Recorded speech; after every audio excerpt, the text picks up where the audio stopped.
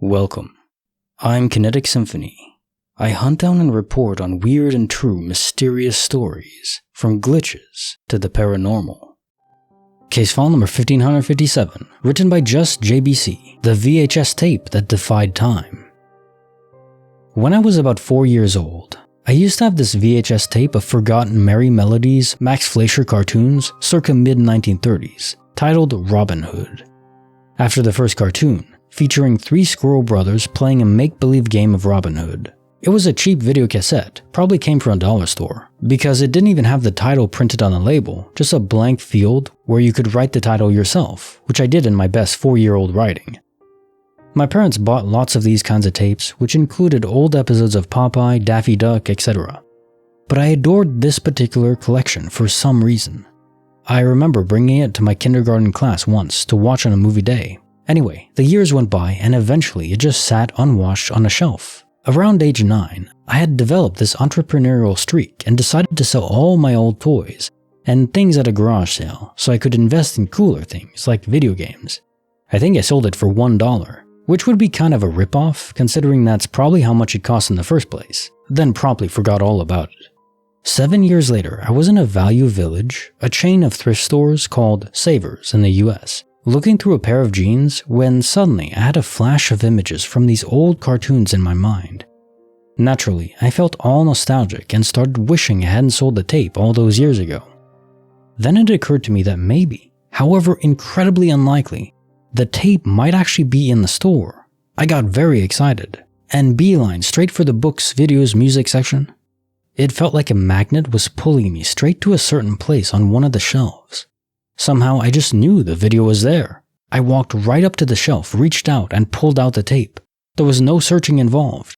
I held it in my hands and looked it over. It was the same tape I used to have. I was immediately overjoyed that I would get to see those old cartoons again. But then I remembered, the writing on the label. Could it really be possible it was exactly the same tape? I pulled the cassette out of the box and sure enough, there it was. Robin Hood. Spelled out in my terrible 4-year-old handwriting. I was completely dumbstruck. I took it to the cashier in a state of ecstatic shock, tried to explain the story to her, but she said nothing and just looked at me like I was crazy. I don't blame her. They probably get all kinds of weirdos in there. I gladly paid $2 for it. I still have it. Still works. Aside from the aforementioned Robin Hood, full title is actually Robin Hood Makes Good. The other cartoons included on the tape are The Dover Boys of Pimento University, really weird but hilarious Chuck Jones short, The Kids in the Shoe, a spin on the little old lady who lived in a shoe, featuring a pretty awesome jazz and swing number at the end, and Somewhere in Dreamland, which is guaranteed to make you bawl unless you have no soul. They can all be found on YouTube. Case file 1557, the VHS tape that defied time. So there was a somewhat recent story similar to this, where there was a book that was seemingly bound to the person that had sold it or lost it.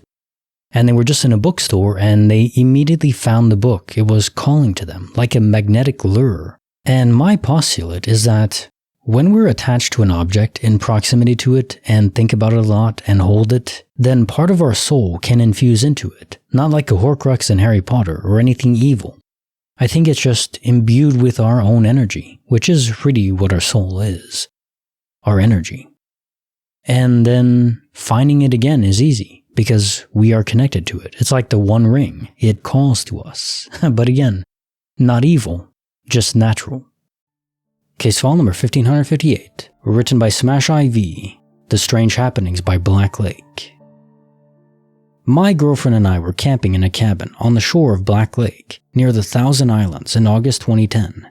The lady's cell phone tweaked out a bit, and to investigate the insides, I'd taken a tiny screw out of the back and set it on a small bedside table, but got distracted by the splendor of the outdoors and left things messy. We came back to the cabin later on and found ourselves locked out. The door wouldn't budge, so I went to the bedroom screen window and realized I could force it up enough to wedge my fingers in and unlatch the window. I reached in, picked up the bedside table, and tipped it over onto the bed so I could crawl in. I got in, closed the window, put the table back behind me, and then unlocked the front door. I then remembered that I had taken the cell phone apart and cursed because that tiny screw was on the table I tipped over. That's why you don't leave crap undone. I went back to the bedroom and that stupid microscopic screw was sitting directly on the table where I had originally left it. There's absolutely no way it wouldn't have been flung off the table when the table was tipped over onto the bed. I wasn't gentle. My mind was blown. Late that night, the lady and I decided to throw caution to the wind and take some foolhardy risks. Immediately preceding the initiation of joy, the smoke alarm spontaneously started blaring its horrors directly over our heads, then stopped.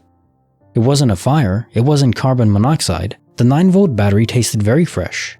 It totally killed the mood. A friend a couple rooms away didn't get woken up by the smoke alarm, but she did hear a child laughing in the living room of the cabin in the middle of the night later in the week. I don't believe in ghosts. The Matrix definitely glitched up somehow. Case also file 1558. The Strange Happenings by Black Lake. The Initiation of Joy. Nice euphemism, I might borrow this one. So I love when glitches are manifested in the tiniest of objects. You don't need a giant event or a giant object to explain or visualize a glitch. It can be the smallest thing, a tiny screw that had to have fallen but didn't. It's impossible that it didn't. You know it, we all know it, but it didn't. Anomaly, universe, faulty. Simple as that. Now time for the joke of the day. A soldier survived mustard gas in battle, and then pepper sprayed by the police. He's now a seasoned veteran. I want to say he probably tastes good, but maybe that's going too far. Like the video, subscribe, hit the bell. Kinetic Symphony signing off.